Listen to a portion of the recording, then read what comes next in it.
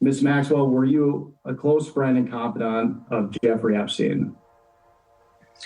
I would like to answer your question, but on the advice of counsel, I respectfully decline to answer this question and any related questions.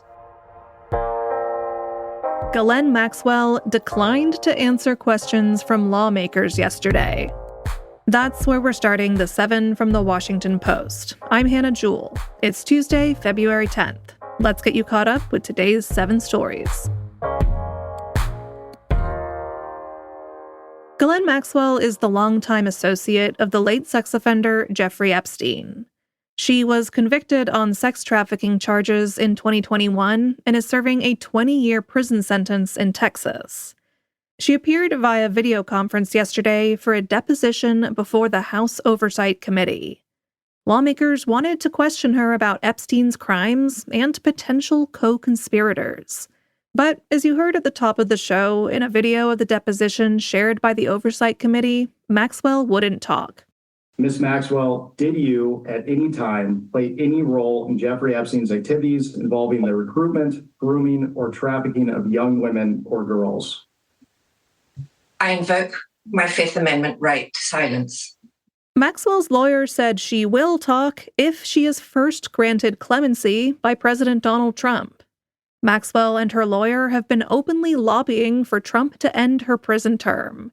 They have also suggested that, if he were to do so, she would provide testimony that would lift any lingering suspicions as to whether any one-time friends of Epstein's, including Trump, were connected to Epstein's alleged crimes. The legality of President Trump's White House ballroom is under question. That's number 2.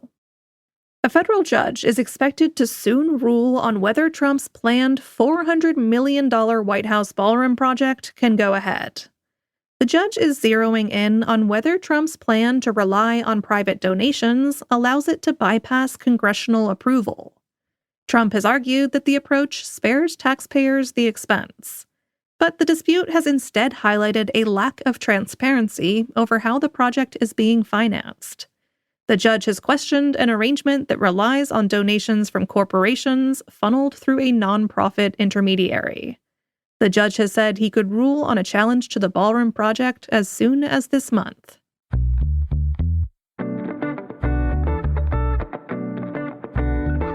Number 3. President Trump and his Federal Reserve chair pick could clash over mortgage rates. Last month, Trump announced that he would nominate Kevin Warsh as the next chair of the Federal Reserve. If he's confirmed by the Senate, Warsh would succeed Jerome Powell, whose term expires in May.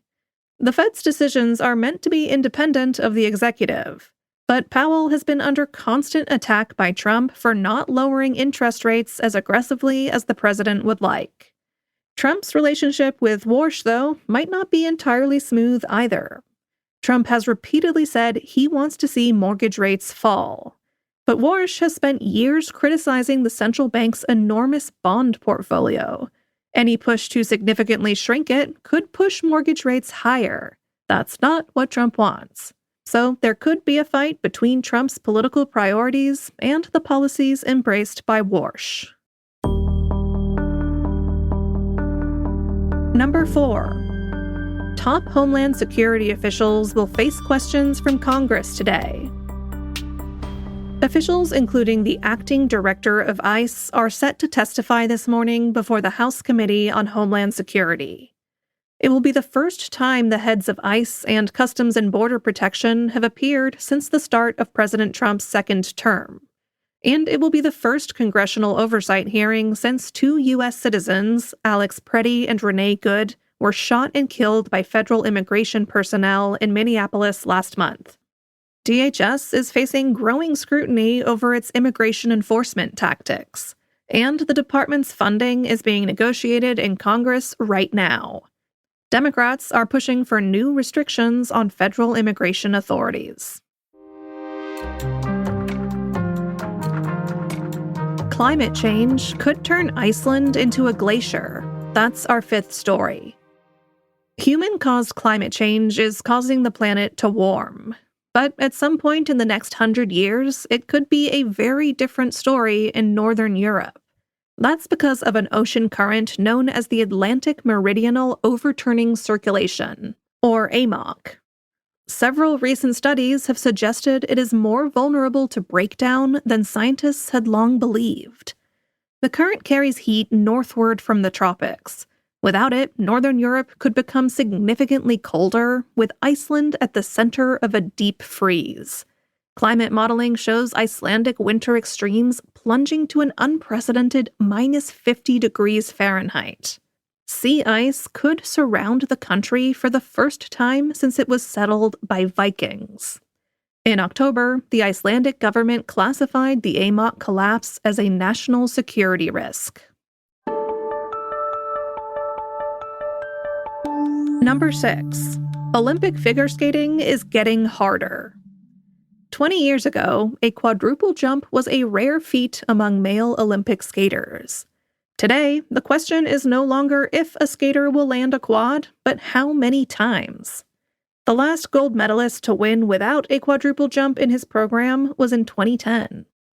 Ilya Malinin is the self-described quad god and a star of this year's Winter Games. He explained the process of performing a quadruple jump to NBC's Today Show back in December. You stand up and you try to just jump and do one rotation. And then once you feel that, now what you do is you do that 4 times, and then you put yourself on the ice with shoes with knives, basically. Right. And now you have to do it under pressure. Yeah. And you have to make it look flawless and effortless. Female skaters have also increased the number and difficulty of their jumps. In 2006, the average program included 23 total rotations. By 2022, that number had gone up to 28. But not everyone thinks this is a good thing. The International Skating Union is considering proposals that would decrease the number of jumps performed in programs. And at number 7, our columnist went in search of a coffee machine he could use for life. After water, coffee is America's favorite beverage, but it can create a lot of waste. More than 10 billion paper and plastic cups are created each year. And there's other waste too, from coffee machines that aren't built to last and get thrown away. But some coffee makers are built different. Columnist Michael Koren went in search of them. He found that, in general, you're better off getting something more analog than digital and a machine with more metal and less plastic parts. To see all of Michael's top, long-lasting recommendations, follow the link in today's newsletter. But if you just love the feeling of getting a fresh cup of coffee while you're out and about, a reusable coffee cup can still help prevent waste.